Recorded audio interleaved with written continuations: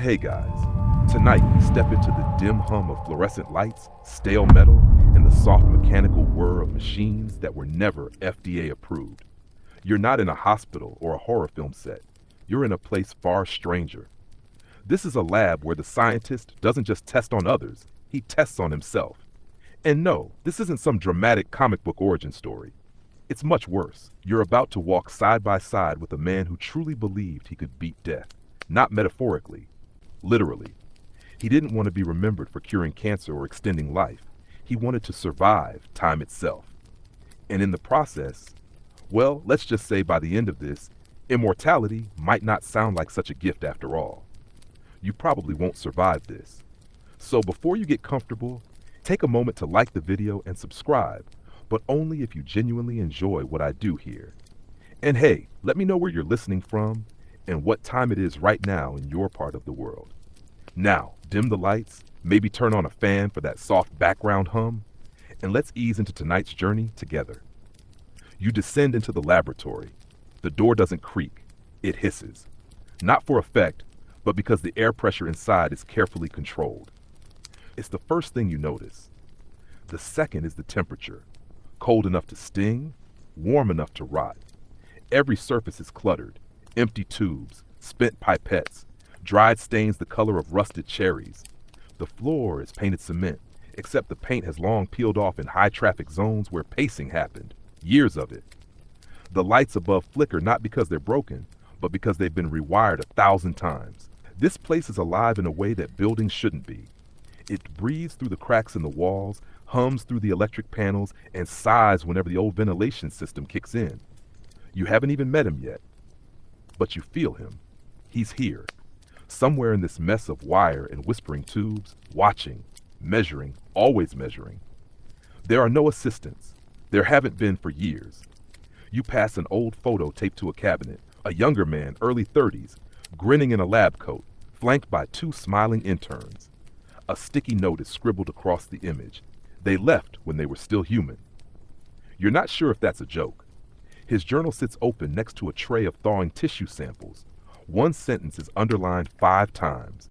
Immortality is not in the blood, it's in the will to change. You skim through pages filled with diagrams that blend biology and circuitry, notes about replacing organs not with plastic or steel, but with living alternatives that outperform their biological originals. Self-healing cartilage, UV-hungry skin, vocal cords tuned like violins. You step deeper, past a doorway marked with yellowing biohazard tape. The smell shifts. Formaldehyde collides with ozone and something far less identifiable, like copper pennies soaked in vinegar and old sweat. And then you see it, the workstation. It's pristine, which is strange because the rest of the lab looks like an apocalypse in progress. This one corner, this island of stainless steel perfection, is immaculate. Everything here is in its right place, labeled, clean, polished. This is where he does the real work. The work he doesn't record. A screen flickers to life as you approach. A security camera feed plays on a loop. All the footage is of the same room, the one you're standing in, but with one difference. He's in it. Over and over again, performing surgeries on himself, injecting dark, viscous substances, screaming, then laughing, then screaming again. You flinch as the footage glitches. For 1 second, he stares directly into the lens. Not like someone caught on camera, but like someone waiting for you to watch. You want to believe it's old footage. You want to. At the edge of the workstation sits a sealed glass case. Inside is a human heart, still faintly pulsing. Tubes connected to a small generator that occasionally sparks. A handwritten label reads, Mark IV, 3,109,040 beats and counting. That's roughly 60 days of continuous activity, outside a body. Historians still argue whether this particular experiment ever existed, whether the footage you're watching was part of a staged viral campaign or one of the many buried military contracts he was supposedly involved in. But if it's a hoax, it's one that breathes and bleeds. Because right next to the heart is a photograph of something even more disturbing. Himself, not as a young man, but as he is now, or was recently. No eyebrows, no hair, skin waxy and too tight. Eyes wide open, not smiling, just waiting. You spin, half expecting him to be behind you. He's not, yet. There's a file folder marked Controlled Environments, phase. Inside are receipts, itemized orders for human growth hormone, bulk stem cells, industrial preservatives, even fragments of synthetic vocal cords. You're about to put it down when a handwritten note flutters loose. I've stopped checking my pulse. I don't trust the results. Somewhere in the far end of the lab, something metallic crashes. A tray? A cart? You freeze, not because of the sound, but because what follows is worse. Absolute silence. Like the building itself is holding its breath. Your heart races, the kind of pounding you can hear in your ears. And in that silence, one fact becomes painfully clear. You're not alone down here. Not anymore. You press your back gently against the nearest cabinet, hoping the cool metal will anchor you to something real. Your ears stretch into the silence, straining for even the smallest clue. But the lab has slipped into that eerie hush where even your own breathing feels like it doesn't belong. You glance up at the nearest camera. Still rolling. Still watching. You move. Slowly. Carefully. Backtracking through the lab, your fingertips brushing the cluttered surfaces as if they might help guide you through this unraveling dream. You pass the same photograph again, the one of him with his interns. But this time, you notice something new. A shadow in the background. A shape that doesn't match the rest of the image's lighting.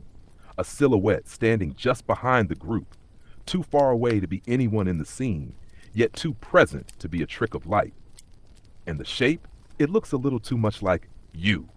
That's when you hear it, a soft thud, like a rubber mallet dropped onto linoleum. Then another, closer, wet, deliberate. You rush toward the fire exit door, but it's not a door at all. It's just a painted outline on the wall. Theater, stagecraft, misdirection. That door was never real. But he is. Before you met him in this cursed lab, he was something else entirely. You rewind through the years now, letting the haze lift as the story curls backward into simpler days. You see a boy, 8 years old, sitting alone on the marble floor of a massive church. Not praying, not crying, just watching. Watching the candles burn down, watching the faces of mourners, watching the cold box being lowered into the earth. It's his mother's funeral. She died in her 30s, an aggressive cancer no one saw coming. The boy, let's just call him Elias, doesn't cry. Not because he's numb, but because something has snapped quietly into place. This is the first day he truly meets death, not as a spooky figure in black, but as an accountant, cold, methodical, unavoidable. He listens to the priest offer gentle words about souls and heaven and the afterlife, and something inside Elias scoffs, not out loud, just deep inside his chest where adults can't hear. He doesn't believe them, not the priest. Not the grieving relatives, not the teachers who give him extra time on his math exams. He's not interested in moving on or acceptance. What he wants is a fix. By age 11, he's memorized the stages of decomposition. Not because he's morbid, but because it's the first question that bothers him. How long do you really have before a body becomes unusable? By 13, he's designing his own theoretical embalming fluid, one that preserves not just tissue, but potential. He argues with his biology teacher about what dead even means. Is it the absence of a heartbeat, of brain waves, of cellular activity? What if death is just a data transfer failure? By the time most kids are fumbling through adolescence, Elias is already years into his obsession. He starts carrying a stopwatch, not to measure time, but to measure loss. Every second someone lives, they're leaking energy, health, potential. He begins charting how long it takes bruises to form, wounds to clot, scars to fade. It becomes almost competitive. Can I heal faster than yesterday? Historians still argue whether Elias actually performed early surgeries on himself during these years, or whether those stories were embellished later by sensationalist documentaries, but the evidence is chilling. A teacher once reported finding Elias unconscious in the locker room with a bone saw nearby. The incident was buried by the school board. What's certain is this: Elias feared time, not in a poetic way. He feared it like some people fear drowning. Like every tick of the clock was another drop in the bucket of his own slow erasure. When most kids talked about college, Elias talked about cryogenics.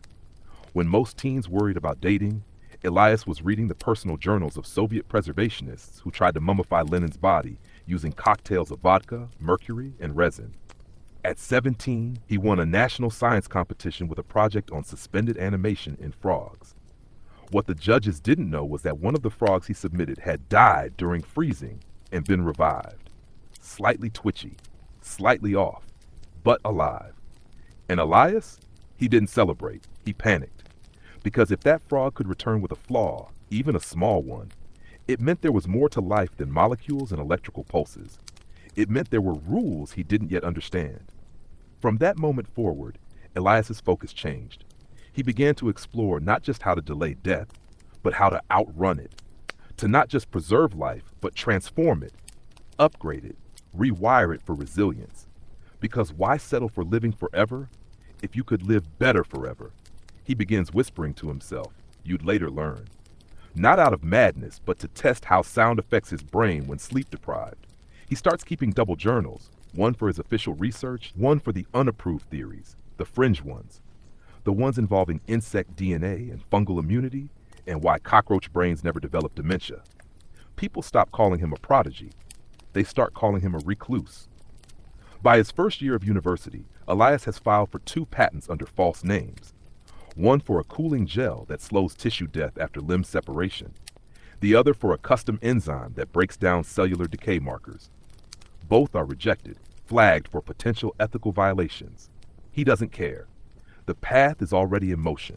He drops out. He vanishes. For the next 5 years, there are only whispers.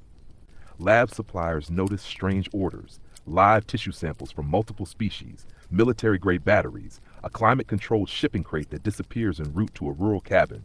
Police reports are filed. None of them go anywhere. You step back into the lab now, present again. The air is thicker. The lights are a little dimmer. You're beginning to understand something crucial. This was never about saving others. Elias never wanted to be a hero. He wanted to be first. First to live forever. First to escape the cage. First to punch a hole through mortality and walk away smiling. And if the price was his humanity, so be it.